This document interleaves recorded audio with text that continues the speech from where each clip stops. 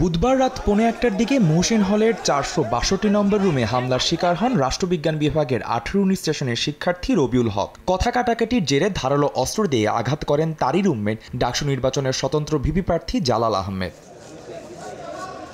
প্রত্যক্ষদর্শীরা জানান, গুরুতর আহত অবস্থায় সহপাঠীরা তাকে ঢাকা মেডিকেল কলেজ হাসপাতালে নিয়ে যান।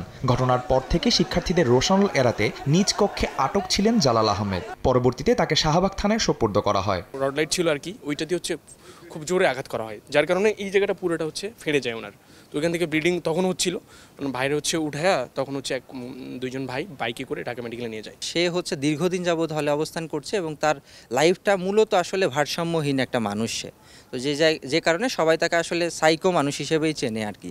জালালকে যাতে দ্রুত বিশ্ববিদ্যালয় থেকে যেন বহিষ্কার করা হয়। এই ঘটনায় বিশ্ববিদ্যালয়ের প্রক্টর জানান, অভিযুক্ত শিক্ষার্থীকে হল থেকে বহিষ্কার করা হয়েছে। হল প্রশাসন বাদী হয়ে মামলা করবে।